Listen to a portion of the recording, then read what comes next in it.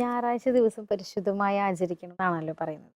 അപ്പോൾ ഞായറാഴ്ച ദിവസം എല്ലാവരും വിശുദ്ധ കുർബാനയിൽ പങ്കെടുക്കുന്നു. അങ്ങനെ എല്ലാവരും കാറ്റഗീസും അങ്ങനെ നമ്മൾ ഫുൾ ടൈം പള്ളിയോട് ചേർന്ന് നിൽക്കുന്ന ഒരു ദിവസമാണ്.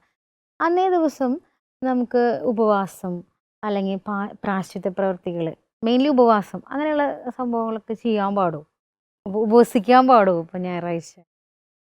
അതിന് പറ്റുമെന്ന് വെച്ചാൽ അത് വളരെ നല്ല ഒരു നമ്മുടെ ആളുകൾ വളരെ വളരെ കുറച്ച് പ്രാധാന്യം കൊടുക്കുന്ന ഒരു കാര്യമായിട്ട് എനിക്ക് പലപ്പോഴും തോന്നിയിട്ടുണ്ട്.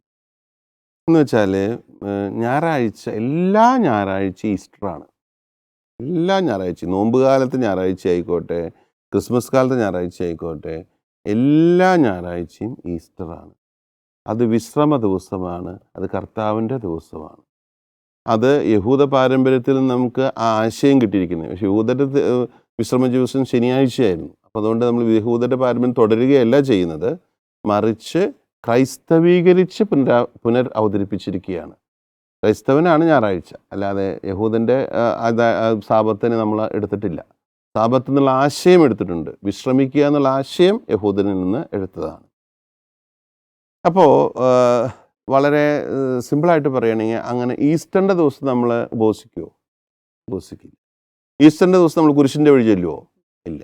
ഈസ്റ്ററിൻ്റെ ദിവസം നമ്മൾ മുട്ടുകുത്തുകയോ അല്ലെങ്കിൽ പ്രായശ്ചിത്ത പ്രവൃത്തികൾ ചെയ്യുമോ? ഇല്ല. അത് തന്നെയായിരിക്കണം എല്ലാ ഞായറാഴ്ചകളും, നോമ്പുകാലത്തെ ഞായറാഴ്ചകൾ അടക്കമുള്ള ഞായറാഴ്ച. കാരണം എല്ലാ ഞായറാഴ്ചയും കർത്താവിൻ്റെ ദിവസവും ഉയർപ്പ്. ആഴ്ചയിലെ 6 ദിവസങ്ങൾ എന്തിനുള്ളതാണ്? ജോലി ചെയ്യാനും. ജോലി എന്ന് പറയുന്നത് എന്താണ്?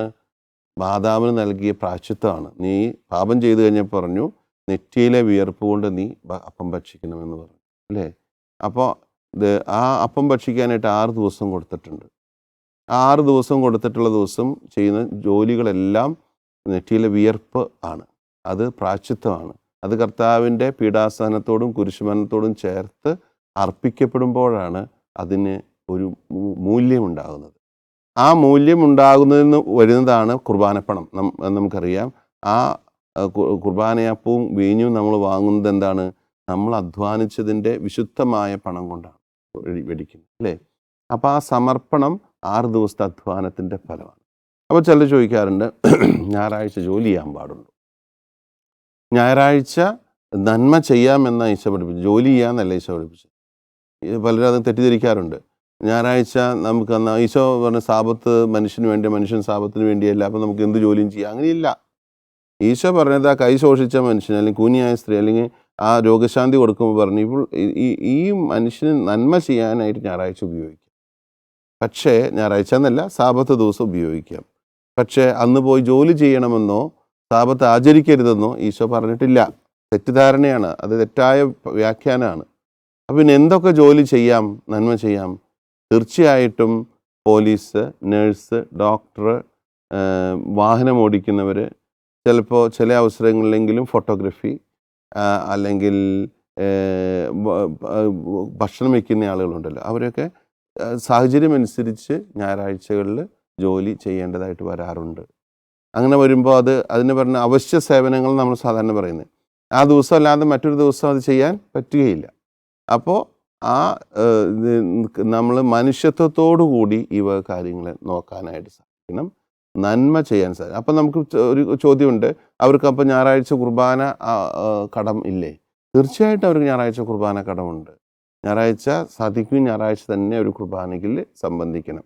എന്നാൽ സഭ ഒരു ആനുകൂല്യം കൊടുക്കുന്നുണ്ട്, പ്രത്യേകിച്ചും ഇൻഡസ്ട്രിയൽ സിറ്റികൾ എന്ന് പറയും, അതായത് വ്യാവസായിക നഗരങ്ങളിൽ, വലിയ വലിയ നഗരങ്ങളിലൊക്കെ, യൂറോപ്പിലൊക്കെ പലയിടത്തും അങ്ങനെ ഉണ്ട്. അതായത് ശനിയാഴ്ച വൈകിട്ടത്തെ കുർബാന ഞായറാഴ്ച കുർബാനയായിട്ട് പരിഗണിക്കുന്നുണ്ട്. അതിന് കാരണം ഇങ്ങനെ ജോലിക്ക് പോകേണ്ട അത്യാവശ്യമുള്ള ആളുകൾക്ക് ഒരു സൗകര്യം ചെയ്യാനായിട്ടുള്ള ഇതാണ്. സഭയിലെ ദിവസം ആരംഭിക്കുന്നത് സന്ധ്യയ്ക്കാണ്, 6 മണിക്കാണ്. അപ്പോൾ അതിനുശേഷം ഒരു കുർബാന ചൊല്ലിക്കൊടുത്ത് ഇത്തരത്തിലുള്ള ഒരു സംവിധാനം സഭയിൽ നിയമപരമായിട്ട് തന്നെ ലഭ്യമാണ്. അത് എല്ലായിടത്തും ചെയ്യുന്നില്ല, ആവശ്യമില്ലാത്തടത്തും അത് ചെയ്യുന്നില്ല. ആവശ്യമുള്ള സ്ഥലങ്ങളിൽ അപ്രകാരം ചെയ്യാനുള്ളൊരു സാധ്യത സഭാ നിയമത്തിൽ തന്നെ ഉണ്ട്. അത് അപ്പോൾ കുർബാന കളയാതെ തന്നെ ഈ ജോലികൾക്ക് പോകാനായിട്ട് നമുക്ക് സാധിക്കും. പിന്നത്തെ ഒരു ചോദ്യം വരുന്നത്, ഞായറാഴ്ച എന്തൊക്കെ ചെയ്യണം എന്നുള്ളതാണ്. അപ്പോൾ ഞായറാഴ്ച നമ്മൾ ഏറ്റവും അടിസ്ഥാനപരമായി ചെയ്യേണ്ട കാര്യം ദൈവാരാധനയാണ്.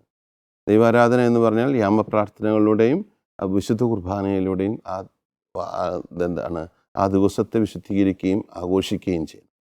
രണ്ടാമത് വിശ്വാസം അഭ്യസിക്കുന്നു. ദൈവവചനം വായിക്കാനും പഠിക്കാനും വിശ്വാസ പരിശീലനത്തിനും ആ ദിവസം ഉപയോഗിക്കണം. മൂന്നാമത് കൂട്ടായ്മയാണ്. നമ്മൾ ക്രൈസ്തവ സമൂഹം ഒറ്റപ്പെട്ട വ്യക്തികളുടെ സമൂഹം ഒരു മത വിശ്വാസമല്ല. നമ്മൾ കൂട്ടായ്മയിലുള്ളവരാണ്. മിശിഹായുടെ ശരീരം മുഴുവൻ ഒറ്റ സമൂഹമാണ്. അപ്പോൾ വിശുദ്ധ സമ്മേളനം എന്നാണ് ഞായറാഴ്ച പറയുന്നത്. അപ്പോൾ എല്ലാ ആളുകളും ഒരുമിച്ച് കൂടി നമ്മൾ പ്രാർത്ഥിക്കുന്നു, ദൈവവചനം അല്ലെങ്കിൽ വിശ്വാസം അഭ്യസിക്കുന്നു. അതിനുശേഷം ഒരുമിച്ച് വർത്തമാനമൊക്കെ പറഞ്ഞ് ആളുകളെ കണ്ട് കേട്ട് സംസാരിച്ച് ഒരു കൂട്ടായ്മയിൽ പോകുന്നൊരു സമൂഹമാണ് ക്രൈസ്തവ സമൂഹം. മൂന്നാമത്തേത്. അതിനുശേഷം നമ്മുടെ ദേവാലയവുമായിട്ട് ബന്ധപ്പെട്ട നന്മ പ്രവർത്തികൾ, വിൻസെൻ്റ് പോളിൻ്റെ പ്രവർത്തനങ്ങളുണ്ട്, മറ്റ് സംഘടനകളുടെ പ്രവർത്തനങ്ങൾ, അങ്ങനെയുള്ള നന്മ പ്രവർത്തികൾ ചെയ്യുന്നതിനുള്ള ഒരു ദിവസമാണ്. അതുകൂടാതെ വീട്ടിലേക്ക് വരുമ്പോൾ നല്ല ഭക്ഷണം കഴിക്കണം. കാരണം ഇടദിവസങ്ങളിൽ നമുക്ക് ധൃതിയും ജോലിയും ഒക്കെയാണ്. ഒരുമിച്ചിരുന്ന് ഭക്ഷിക്കാൻ അല്ലെങ്കിൽ നല്ല ഭക്ഷണം കഴിക്കാൻ ഒരുപക്ഷെ സാധിച്ചെന്ന് വരില്ല. പക്ഷേ അന്ന് ഈസ്റ്റർ ആണെന്ന് നമ്മൾ നേരത്തെ പറഞ്ഞല്ലോ. അതുപോലെ ഈസ്റ്ററിന് നല്ല ഭക്ഷണം കഴിക്കണം. അതുപോലെ തന്നെ വിശ്രമിക്കണം. കുറച്ച് സമയമൊക്കെ വിശ്രമിക്കാനായിട്ട് സാധിക്കണം. അതുപോലെ തന്നെ എല്ലാവരുമായിട്ടൊന്ന് സംസാരിക്കാനും വീട്ടിലുള്ളവരൊക്കെ ഒരുമിച്ചിരിക്കാനും അതുപോലെ ഉല്ലസിക്കാൻ, പുറത്തേക്ക് വല്ല സ്ഥലത്തേക്ക് ഒന്ന് പോകണമെന്നുണ്ടെങ്കിൽ പോവുക, ബന്ധുക്കളെ കാണാൻ പോവുക, അങ്ങനെയുള്ള കൂട്ടായ്മയുടെയും വിശ്രമത്തിൻ്റെയും അതുപോലെ ഉല്ലാസത്തിൻ്റെയും നല്ല ഭക്ഷണമൊക്കെ ആസ്വദിക്കുന്ന ആ ഒരു മാനുഷിക വശം അതിന് ഉണ്ട്.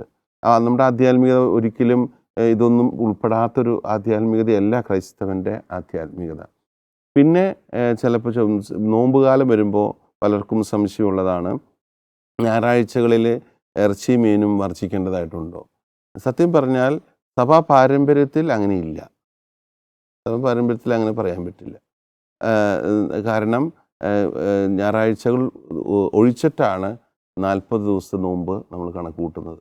എന്നാൽ നമ്മുടെ സിറോ മലബാർ സഭയുടെ പാരമ്പര്യത്തിൽ നമുക്ക് ഈ ഞായറാഴ്ചകളിലും ഈ അബ്സ്റ്റിനൻസ് എന്ന് പറഞ്ഞു കഴിഞ്ഞാൽ ഇറച്ചിയും മീനൊക്കെ ഉപേക്ഷിക്കുന്ന ഒരു രീതിയുണ്ട്. അത് കുഴപ്പമില്ല. ഉപേക്ഷിക്കുന്നത് ഇപ്പോൾ നമ്മൾ എല്ലാ ദിവസവും ഇറച്ചിയും മീനും കൂട്ടണമെന്നൊന്നും നിർബന്ധമൊന്നുമില്ല. പക്ഷെ ഉപവസിക്കാനായിട്ട് അനുവദിക്കുന്നു. കാരണം ഉപവസിക്കുക എന്ന് പറഞ്ഞാൽ നമ്മൾ ശരീരത്തിനെ ഞെരുക്കുന്ന അല്ലെങ്കിൽ പീഡ സഹിക്കുന്ന ഒരു പ്രക്രിയയാണ്. അത് ഞായറാഴ്ചകളിൽ ചെയ്യാൻ നമുക്ക് അനുവാദമില്ല, സഭ തരുന്നില്ല. മനസ്സിലായ? ഞായറാഴ്ചകൾ മാത്രമല്ല, പെരുന്നാളുകളിൽ, ഈസ്റ്റർ കഴിഞ്ഞിട്ടുള്ള കാലം, ഈ ഉയർപ്പ് കാലത്തിൽ, അതുപോലെ തന്നെ ക്രിസ്മസ് കാലത്തിൽ 2 ആഴ്ചകളിൽ ഒന്നും നമുക്ക് ഈ ശരീരത്തെ വേദനിപ്പിക്കുന്ന പീഡിപ്പിക്കുന്ന രീതിയിലുള്ള ഒരു പ്രായശ്ചിത്തത്തിനും നമുക്ക് അനുവാദം ഇല്ല. അതുകൊണ്ട് ഞായറാഴ്ചകളിൽ അതുപോലെയുള്ള നമ്മുടെ പാരമ്പര്യത്തിൽ ഇറച്ചിയും മീനും കഴിക്കുന്നില്ല എന്നുള്ളൊരു വാസ്തവമാണ്. പക്ഷേ സഭയുടെ പുരാതനമായിട്ടുള്ള രീതിയിൽ അങ്ങനെയല്ല. എല്ലാ ഞായറാഴ്ചകളും ഒരുപോലെ ആഘോഷ ദിവസം. അത് നമ്മളിനിപ്പോൾ തിരിച്ചു കൊണ്ടുവരാനൊന്നും എളുപ്പത്തിൽ നമ്മുടെ ഒരു വിശ്വാസ രീതി അനുസരിച്ച് ഒരുപക്ഷെ നടന്നിരിക്കില്ല. സിറോ മലബാർ മലങ്കര സഭകളൊന്നും അത് നടന്നിരിക്കില്ല. പക്ഷെ ഉപവാസം അന്ന് അനുവദിച്ചിട്ടില്ല എന്നുള്ളത് തീർച്ചയായിട്ടും ഒരു യാഥാർത്ഥ്യമാണ്. അപ്പോൾ ഞായറാഴ്ചയായിട്ട് തന്നെ പരിഗണിക്കണം. ഞായറാഴ്ച കർത്താവിൻ്റെ ദിവസമായിട്ട് തന്നെ പരിഗണിക്കണം.